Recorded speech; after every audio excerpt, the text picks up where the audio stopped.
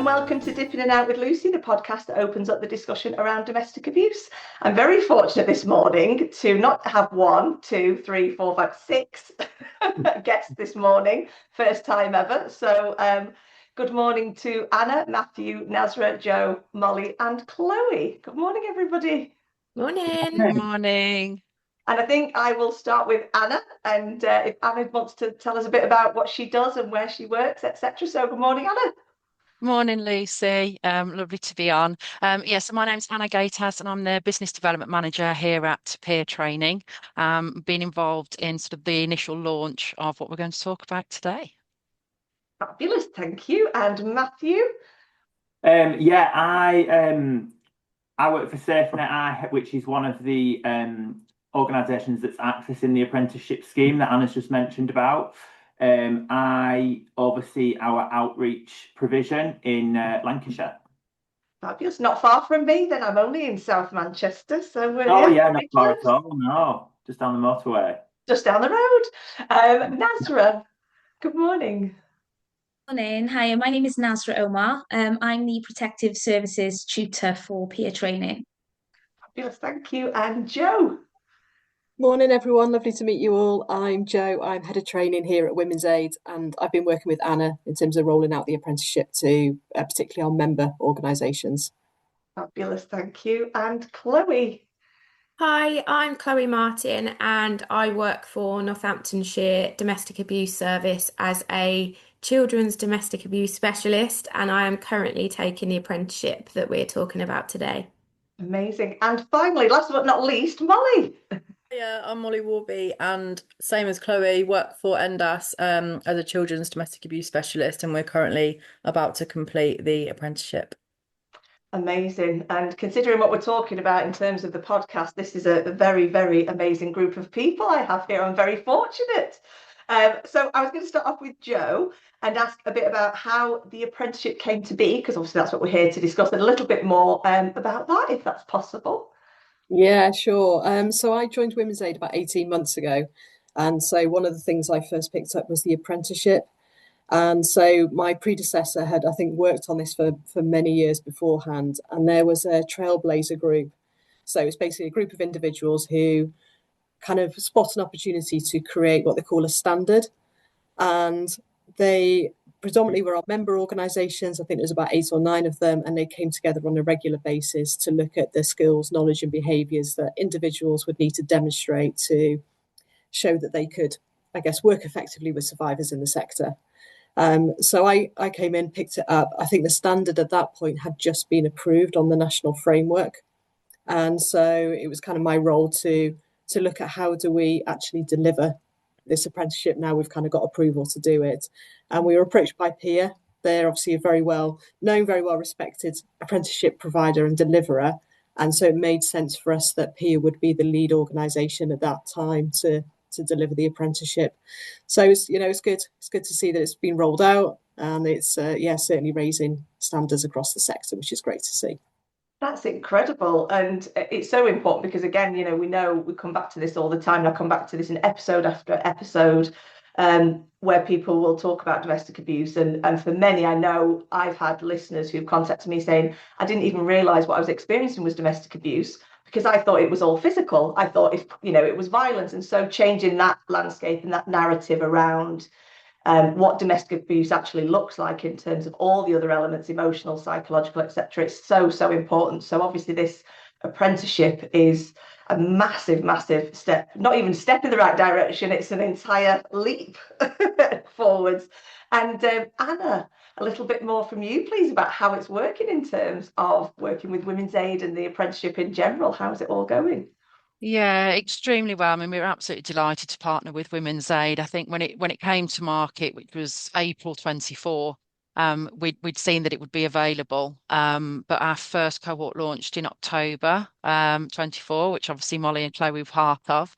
But it's just gone from strength to strength. And what we've tried to do is obviously make sure that we're always delivering it as it was intended to be. So develop some really close working partnerships with Women's Aid, with Joe and the training team there, but also, regular communication with the wider network. So we're regularly promoting it on sort of virtual coffee mornings. We've attended their national event.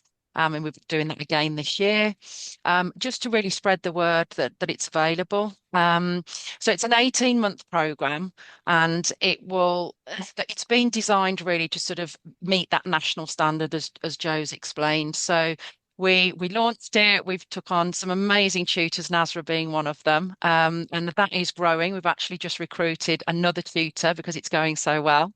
But they will obviously have come in with the specialist skills and the knowledge to be able to deliver the content. So you'll obviously have had ISVA training previously, and that still exists, more sort of short, intense courses. But the apprenticeship has really been designed to embed that knowledge and skills over a period of time. Yeah. So because it's the 18-month program, it's about the learners, learning, seeing, doing, and then that reflection piece. And I think that's really why it's been so successful. And we've had an amazing uptake. And when we've got numerous employers on board now, from SafeNet has been one of our main uptake from SafeNet in terms of cohorts coming on, regular cohorts, but local authorities, local councils, NHS trusts, where Chloe and Mollie are working from, housing associations, and then smaller charity independents, and obviously the whole of the Women's Aid network this has been promoted to. So it's going really well. And obviously we're coming to the end of the first cohort. So I'm sure Chloe and Mollie will sort of tell you about their experiences, but a really, really exciting time for us to see that full cycle from launch and inception right through to our very first achievers coming through. So lots to shout about.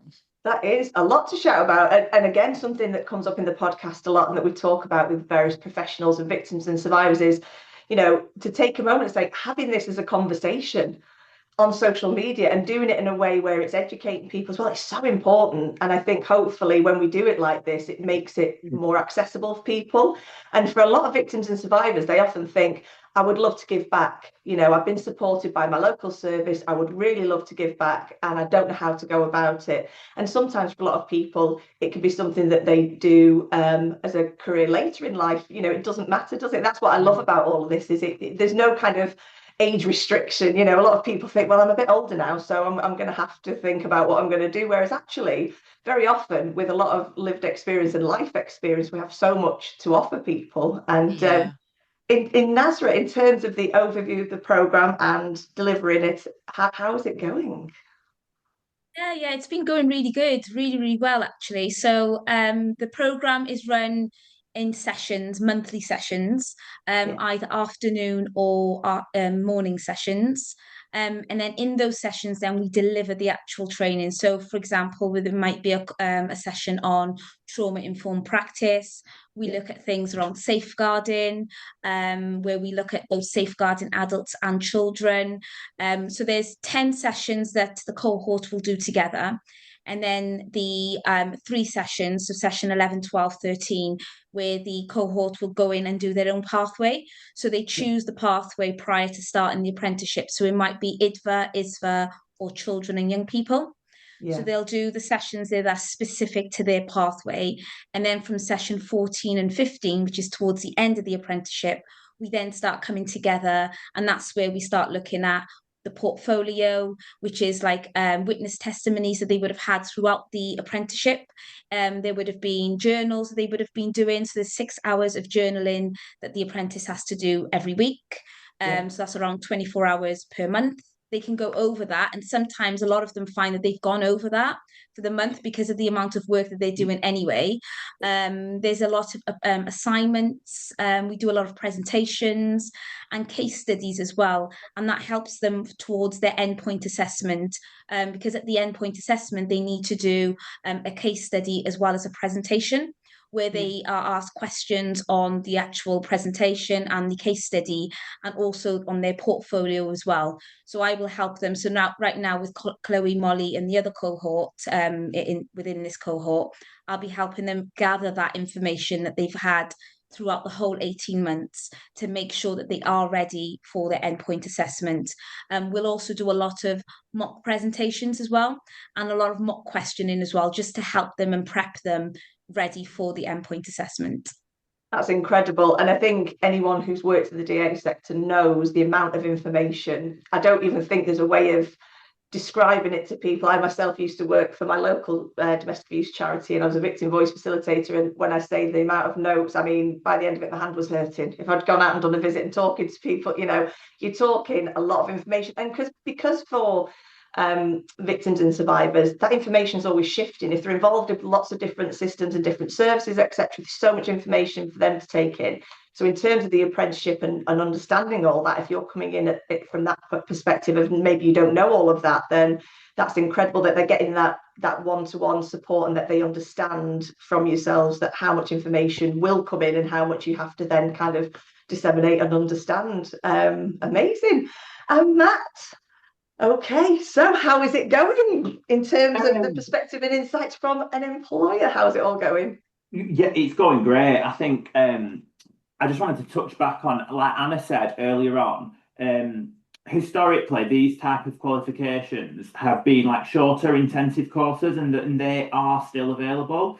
However, I think the benefit of this format, especially from a service provision perspective, is quite often when people do some academic learning to achieve a qualification, that then has to be followed by a period of observed practice, like on the job, which can lengthen, if you will, the kind of growth time of an employee to provide high level quality service. Whereas with the apprenticeship, obviously they're doing the academic, it might be slightly longer, but they're doing the academic learning and applying that in practice on a rolling as they go. So from an organisational perspective, you're seeing the quality of that knowledge acquisition in service provision on an incremental basis, and you're not having to wait until the end of that qualification to be able to see that. So it has it's got a dual benefit, really, especially, we're actively seeing the benefit of learners upskilling themselves as they are doing it in various different areas, which obviously the end goal is to be able to provide a better, more informed quality provision to the victims and survivors that we support, which ultimately we get that incrementally in a little bit quicker, which is great. That's amazing. That is amazing. And in terms of an example of how the learning has kind of positively influenced work with survivors or colleagues, is there an example you could sort of give? Yeah, I mean, a generic one, I think something that I've noticed is we all, whether we're doing a qualification or not, everybody picks up knowledge. Like you mentioned earlier, Lucy, in the DA sector, you can be learning lifelong. There's always something that you don't know. And reflection for the practitioners that have been doing it, I think a lot of, like Anna said, a lot of their journal hours that perhaps they are able to log and document as evidence of their learning might perhaps include some tasks that they've been doing for quite some time, but perhaps never actually reflected on it from an academic perspective and why they're doing it, or the research behind why they're doing it, and having to reflect on not just new learning, but things that they already know on a daily basis. Really promotes some really insightful conversations within the team, with survivors and with their line managers. It's been amazing. And the thing is, I think as well, because we know with DA, it unfortunately it does evolve in terms of with digital harm now, etc. We always used to think of stalking and harassment a long time ago in terms of in person, etc. But now, especially when we think in terms of post-separation abuse, we have all the online issues and everything else that goes on. And like you say, having that deeper understanding, those deeper insights into these things, because it may be something that somebody hasn't thought of before. We think of, one of the classic kind of, well, why didn't they just leave? My response to all that is, well, why would you think they could? Why would you think somebody could? Why is it that straightforward and that simple? You're not seeing it from that perspective because you think it couldn't happen to you. So like you say, getting those deeper insights and understandings is so important Thank you. I'm loving this. This is such a different way of doing it, but I like it. But then I end up doing this and chatting in the middle, and I do get nice comments. People going, "I love it because I don't feel intimidated. It's just a chat." And so I don't know who wants to go first, Mollie or Chloe. But how are things going from your perspective? Do you want me? Do you want me to go, Mollie? Don't mind. You're both so nice. I mean, I don't know. You go first. Yeah, no, I don't mind going first. I think the biggest thing, I know I work really closely with Mollie, and I think one of the biggest things that we've noticed when working in this industry is actually the qualifications in this are really hard to access. So you're looking at the fact that they cost quite a lot of money, or it depends who you work for. We work for a local charity, so funding tends to be quite limited. Yeah. So even like looking at trying to become an IDVA, for example, you're looking at thousands of pounds. It's probably coming out of your own pocket. So having this as an option, and I think there's a lot of things that Matt was saying that we definitely feel like having it over a longer period of time has actually been really, really successful, because I think I've been working in this industry now for just over 4 years. So I felt like, what else can I possibly learn? But it was more the kind of putting things that I did already know. There was definitely new learning. I'm not going to say I know absolutely everything. But it was kind of being able to put it into practice, but having the opportunity to look at the whys, the hows, how can we do it better, and empowering us to empower who we're working with. So I think that's been the biggest part of it.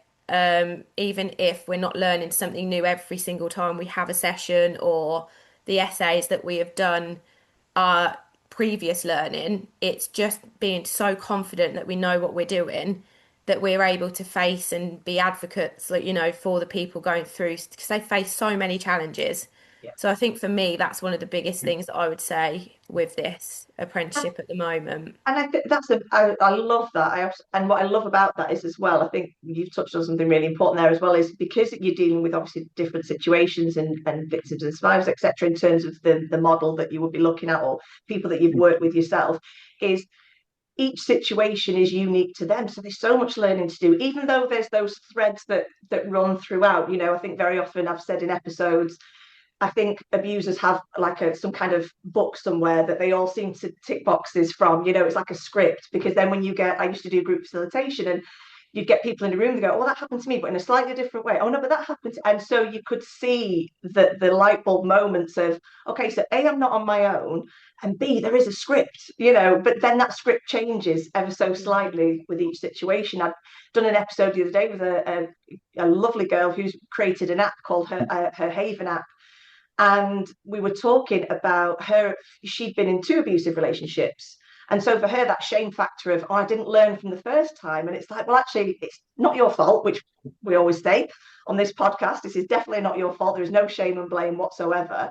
And so, but for her, because it was slightly different in each relationship, she didn't, for her, the kind of, as she calls them, the red flags weren't there, because it was slightly different that time. So I think for people to understand what you all do and how you go about it isn't as straightforward as just saying, "This is what the situation is, this is domestic abuse, and this is how it looks on a piece of paper." It doesn't. It's like when you're at school and you do those mind maps and they keep going on forever. Well, I never did them because I'm older than that, but anyway, my kids tell me about mind maps. But this idea of that kind of spider effect of it going on, and I think it's really important in this episode to make it clear to listeners that this is what you're kind of dealing with and working towards, working with people to understand all those kind of nuances that are very, very insidious. And Mollie, I feel like last but not least, Mollie again. I know, I'm always last in things because of my surname as well. I think as well, a bit like what Chloe said, because when you've got DA work, but then you've also got it for children. Yes. I think that's quite niche. I think a lot of the time when you think of DA, you think of adults. So I think already our role was quite specific and maybe not understood by other people in terms of understanding that children can be a victim. I think a lot of people have the stance of, well, they were upstairs, so the children aren't involved and all things like that. So I think having this qualification almost backs our role and backs our knowledge. So, like Chloe said, we did already have a lot of knowledge and kind of experience, but it's almost putting the pieces together of I do this in my job. Now I have this qualification, so I can kind of fulfill my role even better. And it's Almost just validates having the that work, doesn't backing. it? Yeah, it's just having that backing of that qualification to say, actually, no, this is why we do the work we do. This is why it's so important. So knowing that there was that qualification out there specifically for, so we did the children's pathway, that was kind of that validation of, no, like the work we do is important and it's needed. So having a recognised qualification for it has been really important for us because I think we kind of, within our team especially, we're always trying to advocate and do more things and find new ways to speak to children and families and all things like that. So this was just that extra stepping stone of kind of the validation of no, this is really important. It is. It's and again, what I'm loving is it's like extra points. You've Chloe and Molly are touching on such important points. And again, the CYP is obviously we say with children and young people services, they're really struggling in terms of funding, etc. And for me, very often, I have done episodes with CYP managers because, again, parents and society as a whole, when we look at it, as you say, they don't view victims as children. And yet the law now states that children are no longer witnesses, they are victims in their own right. And so all those kind of mechanisms and the long-term impacts on children, and very often when I've had victims and survivors talking, they're not only dealing with their own shame and blame, they also feel a shame and blame that their children have experienced it, even though it's none of their fault. We go back to the abuser, lay the blame at the feet of the person it belongs to. But having that understanding for children, that is so, so important.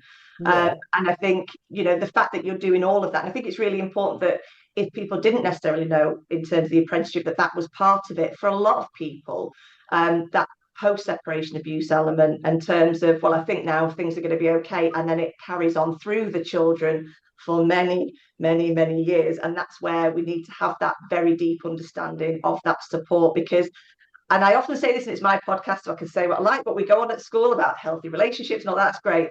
But, we need the conversation around domestic abuse. We need that age-appropriate conversation around what is a healthy relationship, but also what does domestic abuse look like in that setting? Because for children, if you've grown up in that, and exactly the same for a victim survivor adult, is that's your norm. Until you're out of that fog, if you like, that is your norm. And so when we're trying to explain it to society, it's a very, very difficult subject. But I love the fact that the children and young people are involved in the apprenticeship as well. I want to go and do it myself now. Do you know what? I think I wasn't doing 50,000 other things. I was. Just in regards to that, Lucy, just what you were saying there, and I think Molly, you've actually summed it up perfectly. But I don't know. I think I've worked with children since I've left university. I've always done it all with vulnerable people and families, and I think it's really one of the biggest challenges we face. If your work title says children, I think society automatically kind of there's less respect, there's less status, there's less, and that is reflected in pay. We're never paid if we haven't got the social worker title or the teacher title. A lot of that I think has been an ongoing battle. And then alongside that, working for a charity, I think being taken seriously is a real battle all the time. But I mean, our charity on its own, alongside the things that Molly said, we do outreach, we do group work. From the children's perspective, we are trying so hard to get in and out of schools to help because a lot of, teaching staff don't have the right training to deal with disclosures of domestic abuse. They don't know what to say. And I think it is about time that we are up in the status of what we do. That we're working with the most vulnerable people, the most vulnerable little babies in some cases. So I think having more opportunities to do qualifications like this is only going to help with that. But yeah, I think it was just really important to say that, because I think sometimes you'll say, oh, I work with adults, you work with children, and it's almost like the adult worker gets more respect. We Yeah. have to fight a bit more. Yeah, I I totally think agree. I did a stint of working around children and young people as well, because I was trying to work out which area I was going to be working in, etc. And I think that it's very, very difficult for people to understand the impact that someone can have, that positive impact someone can have on a child's life. And when we talk about emotional intelligence now, and for a child to be able to, or a young person to be able to say, actually, that's not acceptable, Hmm. and be able to, I mean, I'm getting goosebumps even just saying it now, I'm not going to lie. It is that empowerment that you're giving children and young people. And that to me is, well, it's worth, if I could pay you, I would. I'm a C.I.C, so I God. just wanted to say, just on what Chloe was saying, off the back of what Chloe was saying, and I 100% agree with you. And within the sessions with some of the other cohorts, we often talk about how, well, they often talk about how sometimes if they're working in refuge, for example, they're not invited to come to Maraks or platforms like that where they can advocate for the victims. And I'm always saying to them to actually ask to, to be able to sit on that Marak panel or that MASH panel, for example, because you know the victim more, you're able to advocate for that victim so much more. So I'm always saying to push for yourselves to get on there, because a lot of them say that they feel that they're not invited, that they're seen as less than, or they're seen as support workers, and they're not really given much respect really in the professional world. Yeah, So I couldn't agree more. And I think if we are ever going to tackle domestic abuse, then there's a quote I love, and I think it's Desmond Tutu. He says, we've got to stop jumping in the stream where we are. We have to go further up and see where people are falling in. And if we're not looking at the children and young people, if we're not advocating for them, and the irony is, children are pretty good, especially in this day and age now, they're very mature. They know a lot more than we give them credit for, and they see a lot more. And so if they're given that empowerment to understand that actually their voice is being heard, the voice of the child, we know that in the family courts now. And I mean, to me, that's my personal opinion. I think 12 is too late. I think sometimes younger, they're able to understand these things themselves and what they're experiencing. But at least, we're moving in that direction. But I totally agree. I think people being able to advocate for those children who are that next generation, and if we are tackling it, then that has to be a huge, huge focus, definitely. Oh, well, this has been fast becoming one of my favourite episodes. I think picking up on what you said as well, Chloe, around the perception of other professionals around people who work in the CYPDA sector. In like anecdotally in some of my services, I think that the children's workers, that their work is in some ways a lot tougher than the adult workers, especially if like you mentioned, we're working with the most vulnerable groups in society, and quite often they're not fully cognitively developed. They might not have the language to be able to express or engage in whatever session it is that you're doing with them. So you have to work at trying to pull that information from them very innovatively. 90%, although they're going through trauma, 90% of the adult survivors that we work with will probably be able to verbalize and articulate their experiences. Whereas with that younger demographic, that's generically not the case. And you've got to use so much initiative to be able to extract the information that you need to be able to understand what they've been through. And I think that's a real challenge that is often overlooked. I think you're right. I think as well with the timings, and like you say, the apprenticeship taking that the time around that, timing is everything. From 1 week, what a child has understood, and maybe needs a bit more. They're like sponges, aren't they? They take everything, but they need a bit more time to understand that situation. And the one thing I always say is, it's really difficult for children, isn't it? Like they love both parents, and sometimes I get looked at like I'm an absolute nutter for saying that, but you're like, but they're children, regardless of who the safe parent is, regardless of who the abuser, they want to love, and that's their inner core, is that's what they want to do. And over time, if they can put those boundaries in place, but they need that support and they need that understanding to know that that's acceptable. And that's one of the biggest things I say is, if the behavior isn't acceptable, you can love somebody by all means, but you don't have to like that behavior and you don't have to accept that behavior. But it's knowing how to talk to children. Like you're right, there's a very different way of talking to children and young people than there is in talking to adults. So the apprenticeship covering all of that, I mean, that's the wraparound, isn't it? It's all of it. We're not just focusing on the adults, it's the children and young people as well. So amazing. Does anybody have anything they want to add? I think we could go on all I day. think no, and I think that's really why the apprenticeship was designed, is to give those additional skills, but to embed that over time and then have a chance to reflect. It's all about, how can you do that better? What have we done now? What didn't work? And just reflecting on that practice, and that's what makes people develop in the role. The other thing, obviously, that the apprenticeship is designed to do is to create that succession planning within businesses. So too often not we hear about people doing these short courses, they get the qualification, they move on. I think from moving on from what Matt said, that career development, that succession planning within services, that's how the apprenticeship can help. It's an 18-month program. They're going to be engaged, they're going to be committed. They've got all this extensive journaling that they're doing, so they get out of their roles a little bit and see different aspects of the work or potentially different departments. So it really gives them a bit of an eye opener as to what next. So, Yeah. If you've got, more senior roles that are available, use that apprenticeship to get them the initial training, but develop from within. So ultimately a cost saving. And one key thing I wanted to get across today was obviously the funding. We hear about it day in, day out, right now, current climate, funding cuts, services not getting contracts reviewed. The apprenticeship is fully funded through the government's levy scheme. So if you are a large employer, you'll be taxed by the government anyway, and that sits in your digital levy account. But as a smaller business, how do you access that? So there is a lot of large companies out there that are willing to gift unspent levy. And that's a real opportunity for charity-based organisations, smaller SMEs, a lot of the organisations that will be in the Women's Aid network as well. And we can help with that, where to source that from. So the apprenticeship is £8,000 worth of training.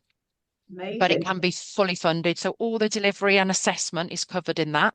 And that's something that I've been doing regularly at the front end of the apprenticeship rollout, is to advise and guide employers on that, where to access it. And it's been an absolute delight to see so many smaller organisations access this funding. Yeah. Millions unspent each year that goes back to the Treasury. That is available. And we've got quite a few of our the employers that we work with that actually have unspent levy that are absolutely willing to invest in this area. It's so topical at the minute and it's forever in the news every day. And they're really keen to support funding. So if that's something that, we can help with through the apprenticeship, it's an amazing opportunity. And that's a key issue that we hear all the time, is there's no funding for training. It's always on the back seat, but that's what keeps people in the sector. That's what's developing the sector. So it's a real opportunity for a lot of employers out there to access the full funding. It's a win-win. I think I need to be putting in the notes when I release it. Fully funded, people. You do, please do, because that's the biggest message that's out there, is that people think, oh, I've got to pay thousands for this, and you haven't. Yeah. There is funding out there, and at Pier we can help support with you allocating that and walking through the whole process. But it's a real key thing to mention that is a real blocker for a lot of organisations out there, is funding the training. Yeah, definitely. We hear that word. It's like a dirty word. And the word funding here. I know. Terrible at the minute. I will make that very, very clear. It is fully funded. And that, like I say, for anybody who understands that, which we all do here, that is amazing. Just another point, sorry, as well, is I'm inundated every day with people inquiring about the apprenticeship, but they're not in a role. So a large portion of my job at the minute is to advise and guide on how to get into it. And obviously, most of these people have lived experience, and that's why they want to give back. So again, it's another opportunity we're working with a number of employers now, but just that connecting piece, there will be vacancies available for ISVA roles, support roles, but it might be that they come in and start at a lower level and then progress up. And there's a lot of employers actually that are looking now and thinking, we've got an opportunity, we've got a vacancy. could we actually fill that by taking an apprentice on that's got an understanding of the area? The lived experience is always a key benefit, and actually train that person up using the apprenticeship, and eventually they can become fully qualified at a national level. So there's lots of different routes in. Obviously, we work with existing employees. Obviously, Chloe and Mollie were already existing in the business.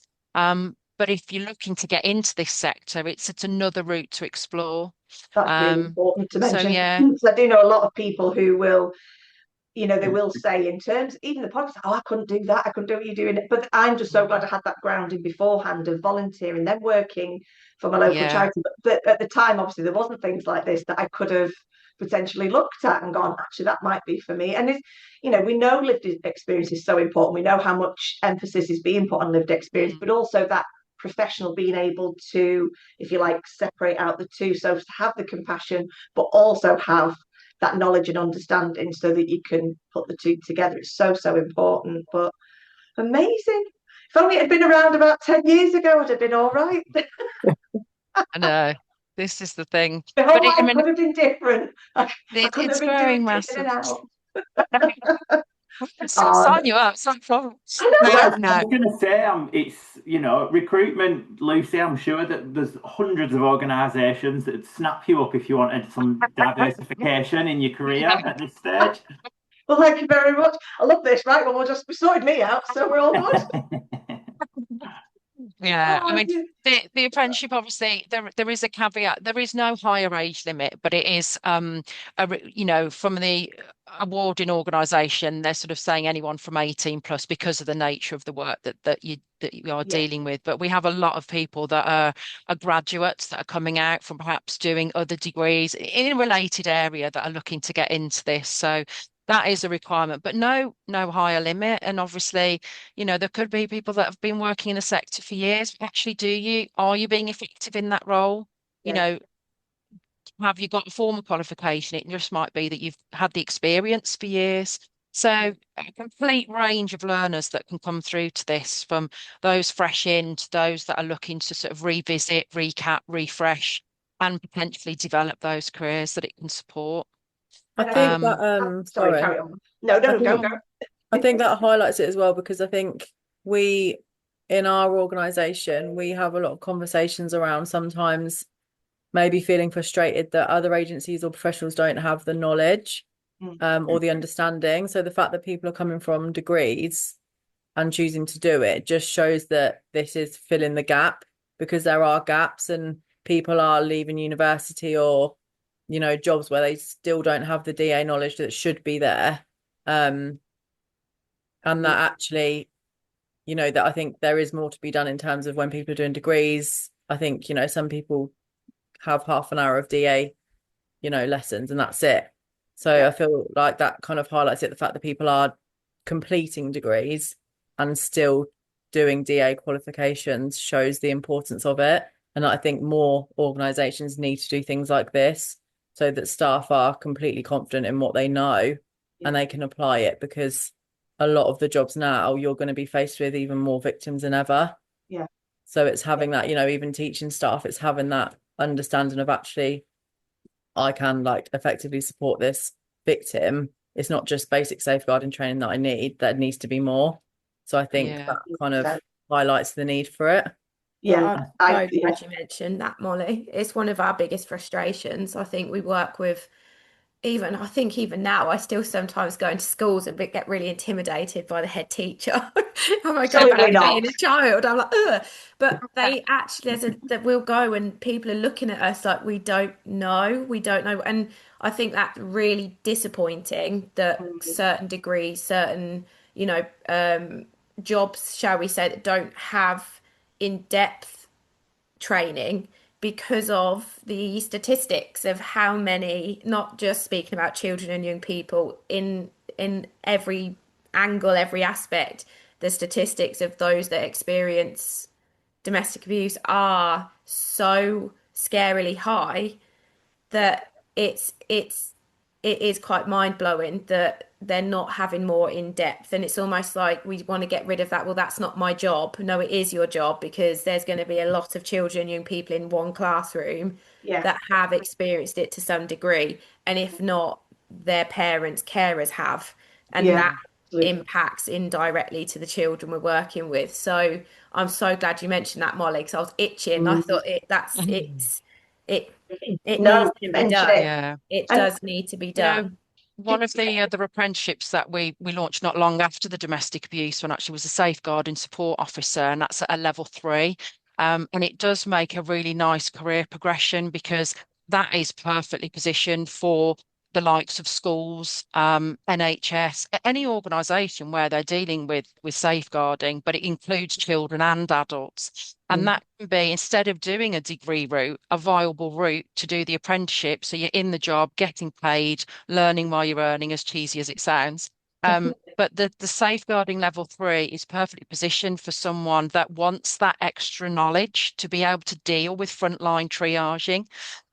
So what we're finding at the minute is we are getting quite a few that are doing that, and then a progression would be the domestic abuse apprenticeship if they want to sort of really go down that route.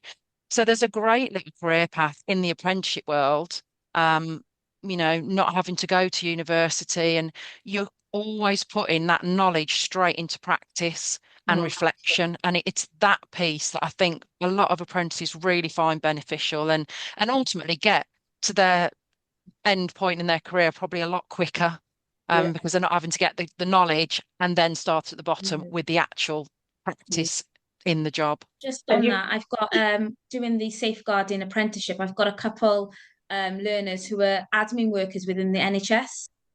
And what they're doing is they're getting shadowing opportunities where they attending Marac and MAPA, where they've never had the opportunity to before. So just getting that experience and knowing a little bit more around the typologies around domestic abuse. So, and what's really interesting, I'm loving how we've kind of led into all this, is all the different areas, talking about NHS, schools. I mean, I think we all know, and I think everyone's going to nod at the same time, family courts. If there was a bit more training than half an hour with the family courts, in terms of whether you were a Mackenzie friend, whether you were a lawyer, a solicitor, a legal exec, whoever, the amount of understanding that needs to go on within that family court framework is so important. Watch this space. We are looking at short courses from April that might be, the levy is changing, and it may be that you can use levy funding to fund short programs, and that's something that we're looking at potentially doing, is some shorter courses for the likes of those in that area as well. Yeah, it's so, I mean, I've done a few episodes now with various family solicitors, and those are the episodes I get a lot of comments, a lot of people going, oh my God, yes. Oh my God, yes. And because I think as well, it's something that has gone on for a long, long time, many, many years. It's that understanding that needs to be there in a system where we're dealing with adults and the children, and it can be that it's going back and back and back again and again and again, and we're not solving the problem if we haven't got that understanding and knowledge in the apprenticeships and all the things that could be done to help those individuals have a better understanding so that they can work from that point of view. Yeah, definitely. One thing to add to that, and I think, again, I know everyone has said it, but because we've mentioned court system now, it's all right. I mentioned it. It's me. It's my. Yeah, I mean, I really could talk about it for a very, very, very long time. But I think when you learn about family court, when you learn about the criminal civil justice system, on paper, you would look at it and go, wow, that's brilliant. This is really good. It's going to protect these people. It's going to do all these things. But I will say, and I know Molly will agree with me, the families that we are having referred to our service in particular, I know this is a case everywhere, it's not just Northamptonshire, are so complex, and the complexities are coming from the court system. We're having, and you obviously have the 3 planets model where they're all so separate, but the advice you get from one system is actually really frowned upon by another system. So you've got a victim survivor desperate to safeguard their children. They'll go to court, for example, and everything they've been previously advised, they actually get penalised for. Yeah. And I think the thing with the apprenticeship, don't get me wrong, I think you've got to do a lot of self-care during it, because a lot of the sessions go into Yes, a quite good point. depth. Yeah. But also, when you're working alongside it, it does have the potential to highlight your frustrations.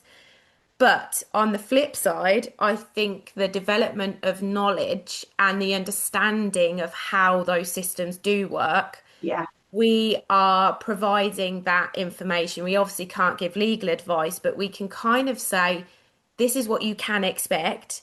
But we Yes. also learn a Yeah. few little tricks that actually this helps. Like, make sure you're logging everything. Make sure that even if Yeah. you feel like you're being an absolute nuisance, if you're so drained, you don't have the energy, you've got to keep doing it. And I Yes. think being a practitioner or professional that can be that person that can keep them going, Mhm. that the challenges they're going to face, they're going to have things that really knock them back a peg or Yeah. two. Like, it's one of the hardest jobs I think I've ever done, and it is only getting harder. But to have learned about all those systems, but then you're like, but that's not the reality. Yeah.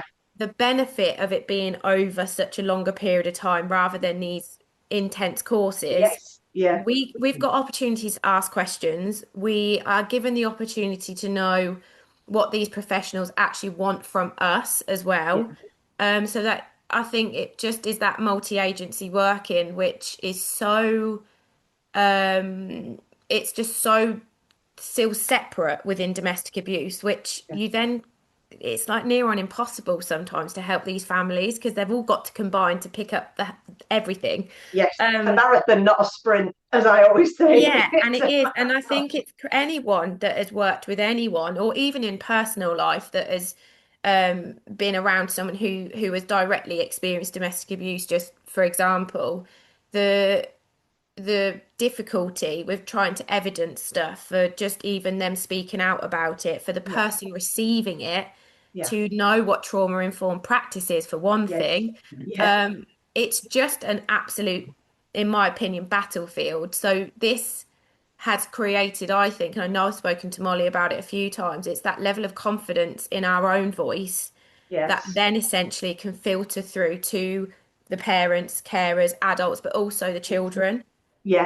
And I Amazing. think court systems, we talk about the age there, that I'm with you with that. You'll get 7-year-olds, 8-year-olds that know No. what they want. They Yeah. know we're teaching them, helping them who's safe, what's safe. This Yeah. doesn't make me feel safe. We give them that voice. And Yeah. then we're almost finding we've got to teach the resilience to go, you might Yeah. not get heard this Yeah. time, But you're but just gonna what have to can we deal with it. do? Yeah. But Yeah. it's giving Yeah. them that voice to go, but I'm going to keep saying it. I am going to keep doing it. And Amazing. that's the most powerful bit, that adults or children, you're going to get told we can't help you so many times, but keep saying it out loud, shout it. Yeah. It's so important. And I think it's that, I think being realistic and that reality of it, and especially for both you and Molly, is again, I'll highlight it. It's that emotional impact, not just on the victims and survivors, adults and children. It's on yourselves. And Mm, anyone again who's worked in this area knows that you can come home for a day's work and go, I'm exhausted isn't the word, mentally, physically, etc. And it's those things that last. So having, we're talking about a role here where you're dealing with people's lives every day. And of course, if you're doing this role, I don't think you can do it effectively if you don't have compassion. And clearly you both mm, do. It's obvious, it shines out of the pair of you. And I think you need that compassion to be able to support people. But then at the same time, it's looking after yourself so you can yeah, continue that. And it is that sort of self-care element, isn't it, of going, I need to look after others. But obviously the apprenticeship is doing all of this, and you're able to look deeper and go, okay, well, now I understand X, Y, and Z, and be able to give that support, but also receive the support yourself. Because yeah, it's not an easy topic. As much as I sit here and most people go, oh, you make it really easy to talk about. And that's the whole reason I started this, because I didn't want it being this taboo subject where it's like, oh, no, we can't talk about that. But actually, it is a very deep topic. I did a talk before Christmas, and a lady came up to me and went, "Oh, well, that was." And bearing in mind, this is me talking, so I'm obviously not going to be all like doom and gloom. And she was like, "It was very deep. It was very deep." And it's a Christmas party afterwards, and I was like, "Well, I'm really sorry, but I was asked to talk." So there you go. But then somebody else came up and went, oh my God, you just explained my childhood and I'm 25. And then had like a 2 hour conversation with this person. So we can't shy away from these conversations just because one person might say, that was a bit deep for me. I wanted to then ask, well, why? But I thought, better not. It's a Christmas party now. Just I don't think you can have a conversation that's not deep on this topic. But Yeah. you know, like any conversation that you have surrounding domestic abuse, it's going to be gritty. And I think if it's not gritty, you're not doing the topic justice. No. Because you're fluffing it up, and society has fluffed it up for God knows how many years. You know, we can't continue to do that. You've got to have those gritty, real conversations, like you were just saying, Lucy.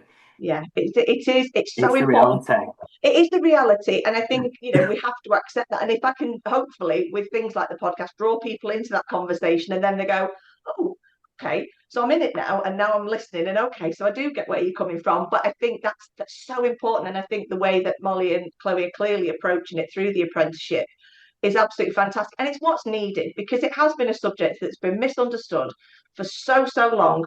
And people haven't wanted to understand it because it's like, well, it doesn't impact me. And I always say to people, it impacts all of us on one level or another. You either know someone, and very often when people say it doesn't impact me, I'm like, well, that makes me very curious as to why you think it wouldn't impact you.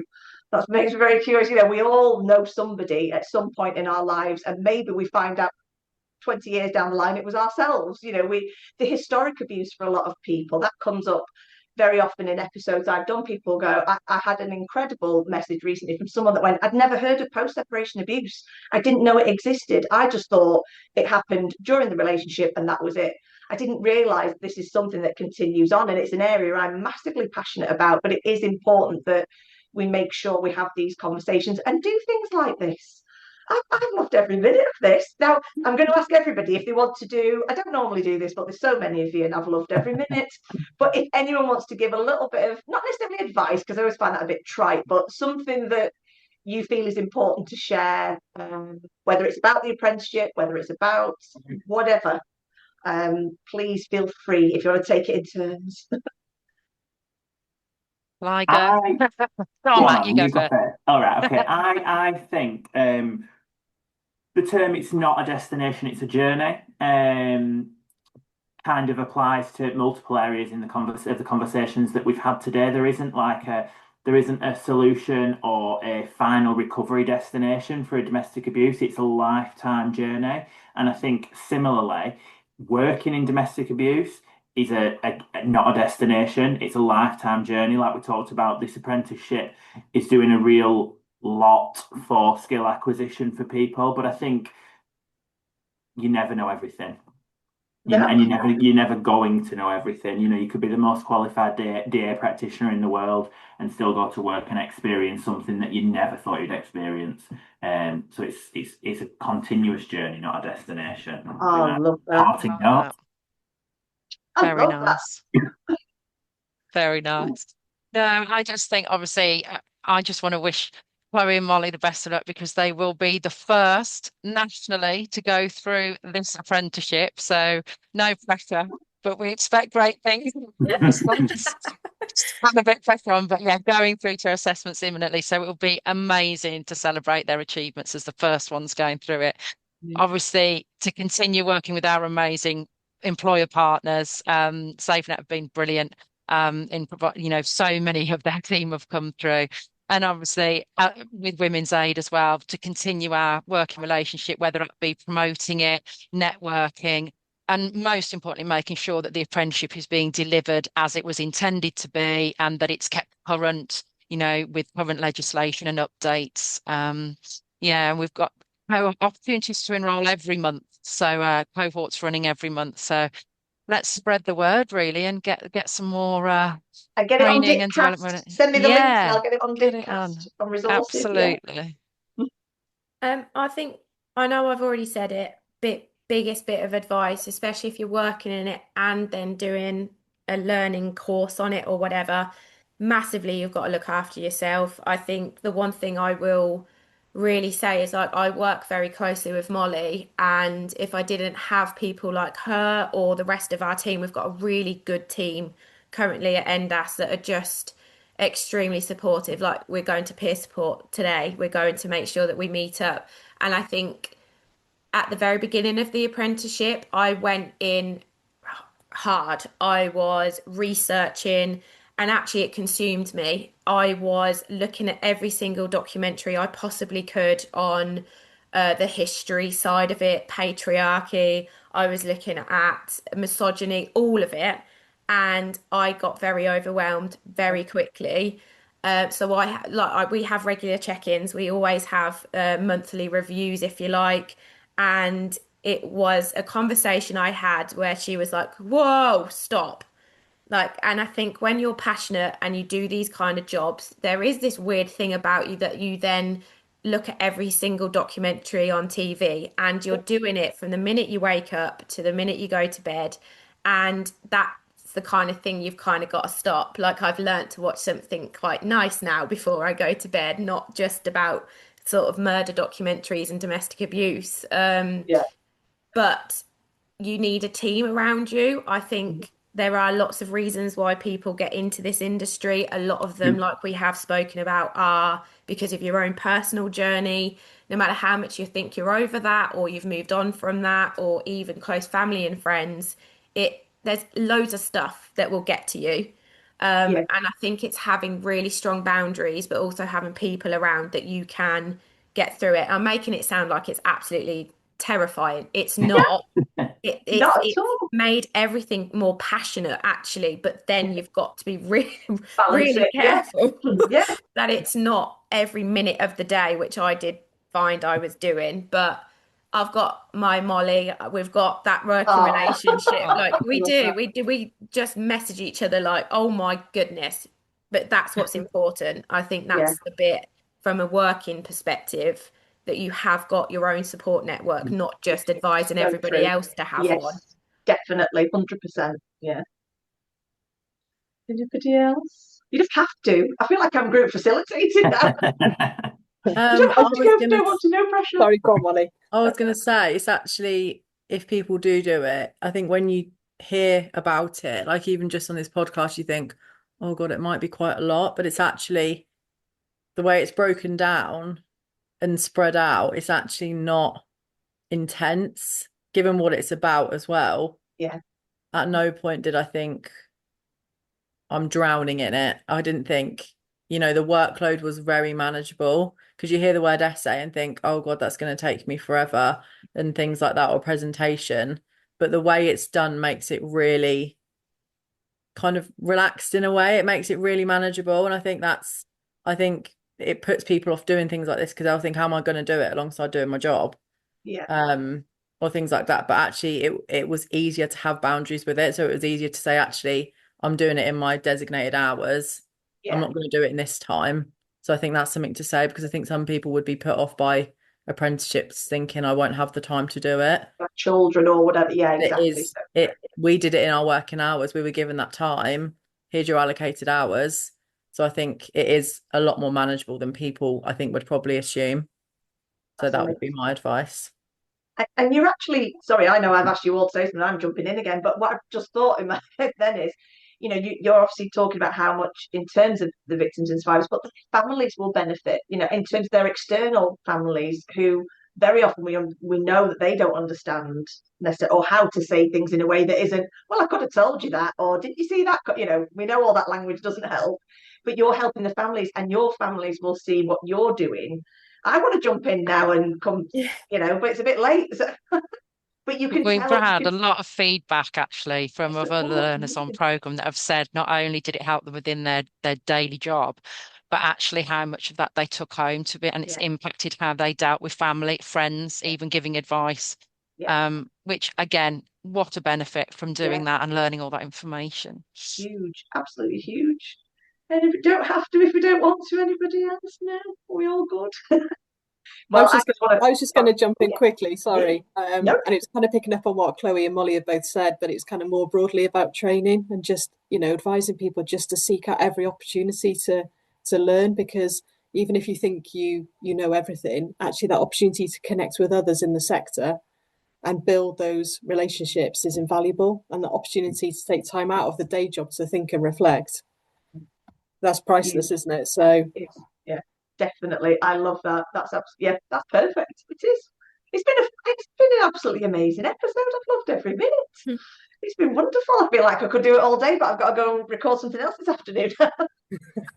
Save my voice. But no, I can't thank you all enough. And I really genuinely know myself that something like this is so important and so important, like I say, not just for those who are involved, for the outer community in terms of family, friends, victims, survivors, children, and for systems to learn from. What you're learning is invaluable. Couldn't put a price tag on it. You couldn't.